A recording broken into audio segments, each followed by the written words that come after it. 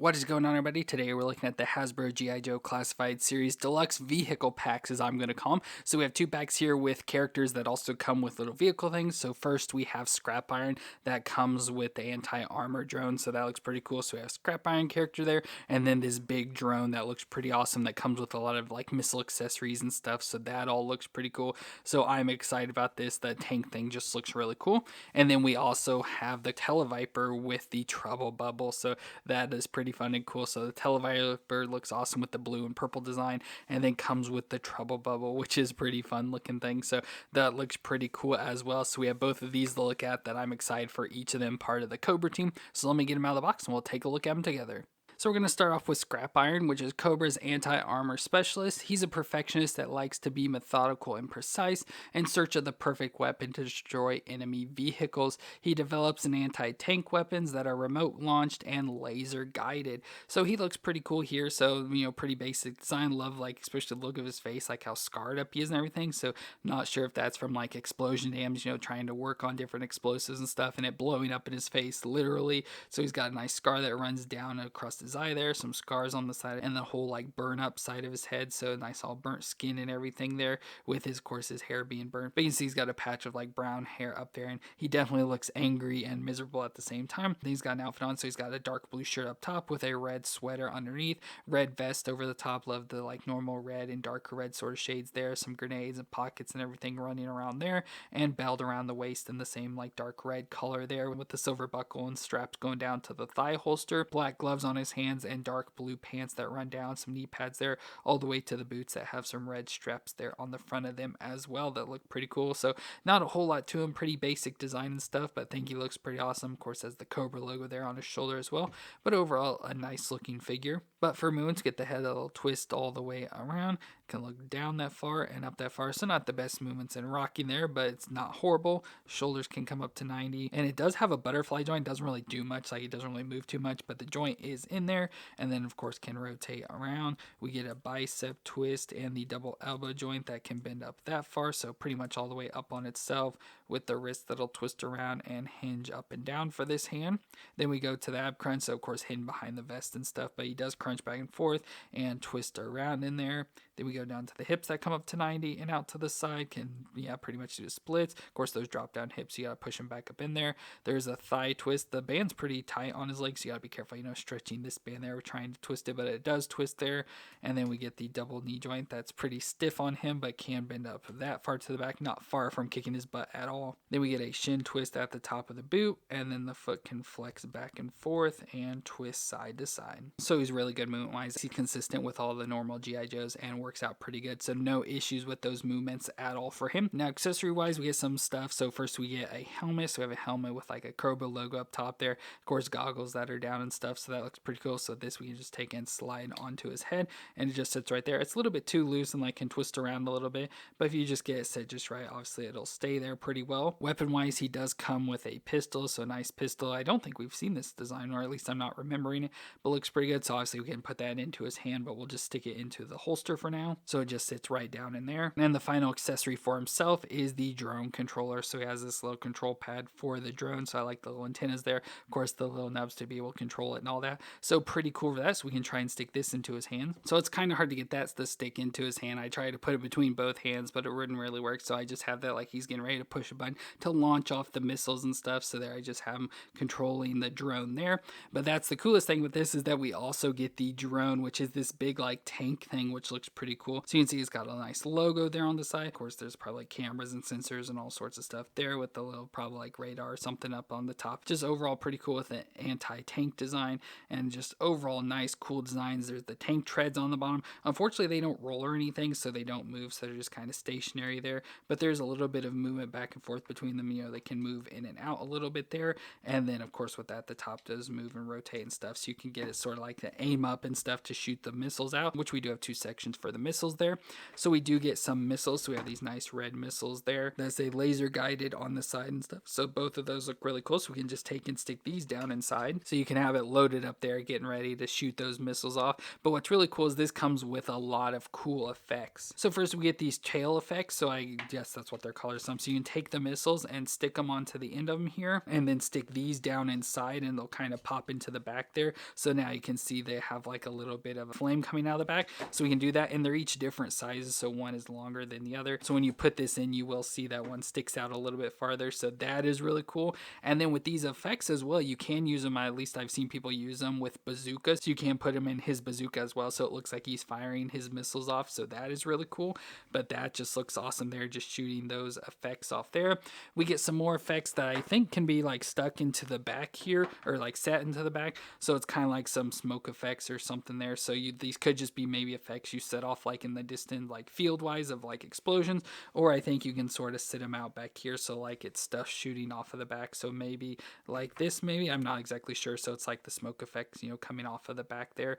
That'd be pretty cool, but like I said, I'm not exactly sure if that's 100%. And then we do get some effects that I'm sure are blast effects, so you can like sit these off into the distance, so have this like their explosions, like those missiles are hitting the ground. So we have these two in different sizes there as well that you can use. So cool that it comes with all these effects, and I think they look awesome, and definitely love like the missile effects here, because I think that is really cool. So having this on display like this with the missiles shooting out of the end, and of course we gotta have Scrap Iron over here like controlling it and stuff, like he's shooting it off. So Scrap Iron himself is decent, you know, there's nothing wrong with him, but him coming with this anti-tank drone is really cool, and the missiles and effects and all that is what makes this awesome. So this is just a ridiculously cool thing, and like I said, especially when you can use those effects with bazooka and stuff, it adds multi-purposes there. So just really cool pack here that comes together with Scrap Iron and the anti-tank drone.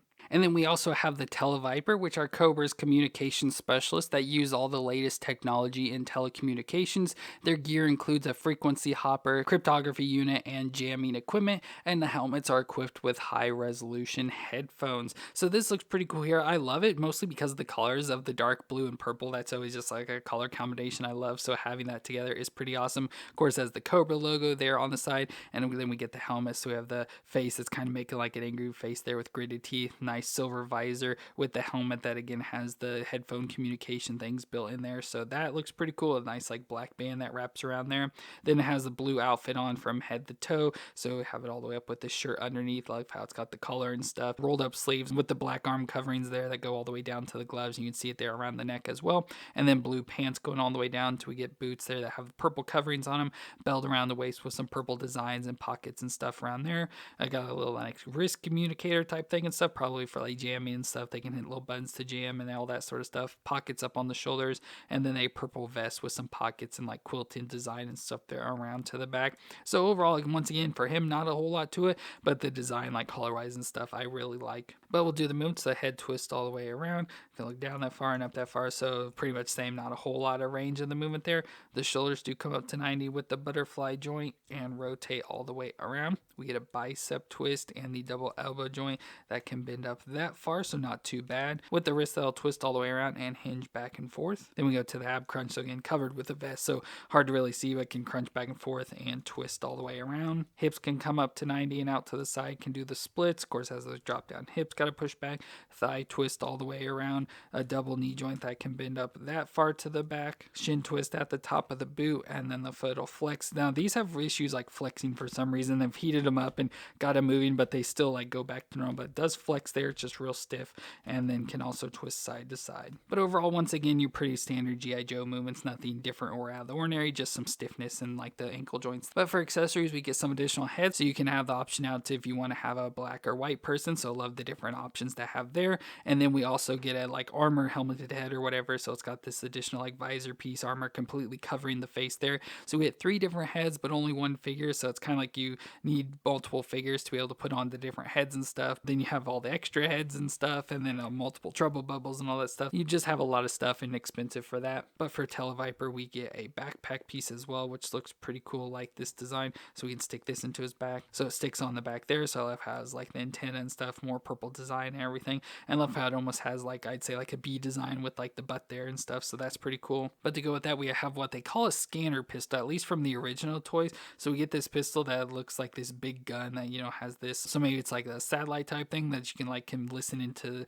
people talking, but it's shaped like guns, so I don't really know. Or maybe it shoots out blasts of stuff, not exactly sure.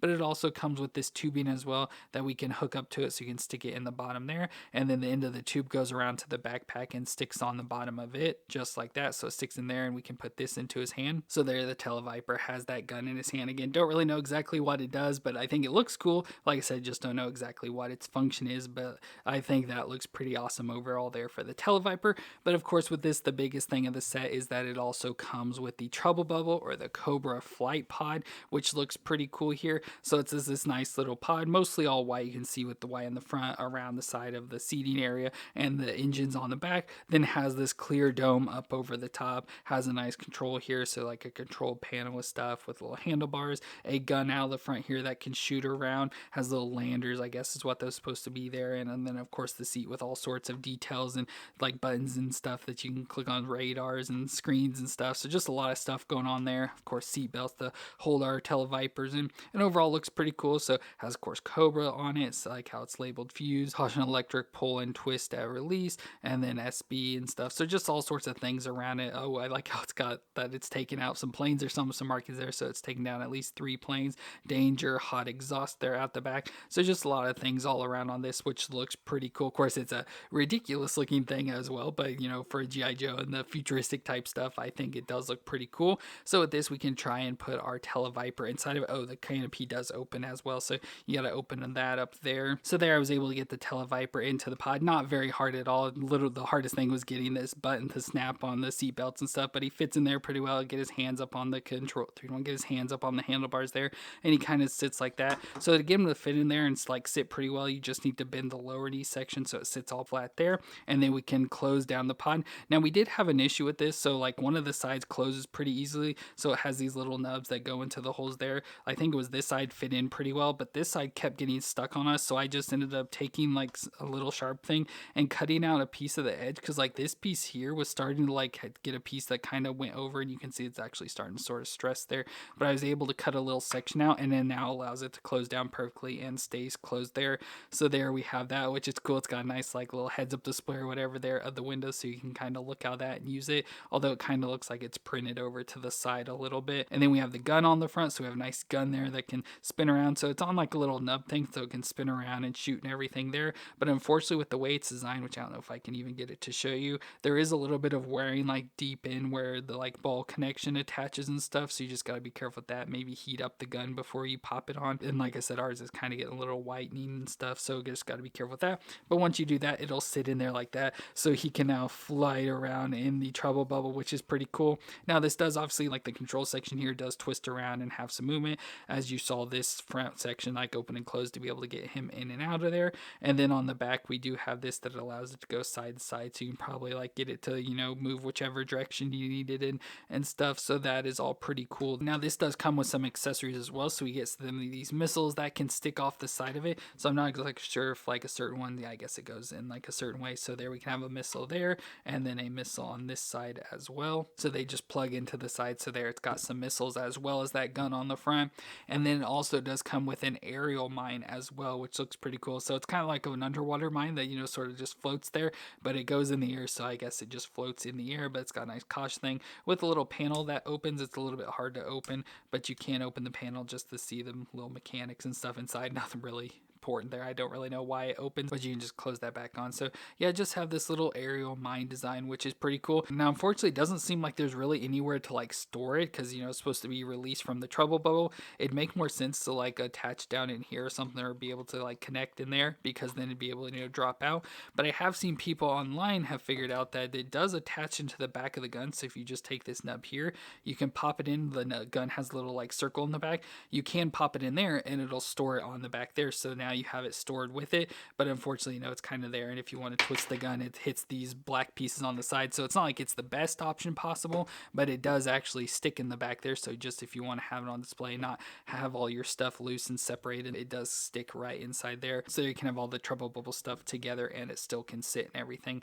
So I guess it all works out. Like I said, it's not perfect, but it does fit there, so I guess that's what you can do with it. So really cool to have the Trubble Bubble with the Tele-Viper as well. Like I said, I just wish the the Trubble Bubble had a place specifically for the airmine, and then our printing wasn't off on this. It seems like it's over to the side a little bit, but just looks really cool. So now I can fly around there. Well, that's gonna be it for these G.I. Joe Classified Series Deluxe figures, where we got a character with a vehicle. So where we got Scrap Iron with the Anti-Armor Drone, and then the Tele-Viper with the Trubble Bubble. So both of these are really cool. They're just awesome. Both the figures are, you know, just whatever. They're just Cobra characters, not a whole lot to them details and design wise. I think they both look pretty good, but they're not characters, you know, I'd really care a whole lot for, but it's the things that come with them. So this drone, unfortunately with the stuff, this drone keeps like falling down, so it's getting worn out, so we may have to put something in there to try and keep it up. And then the Trubble Bubble is pretty cool as well. So it's awesome to get little vehicles like this, you know, that don't cost a whole lot of money, you know, aren't like hundreds of dollars for these packs. So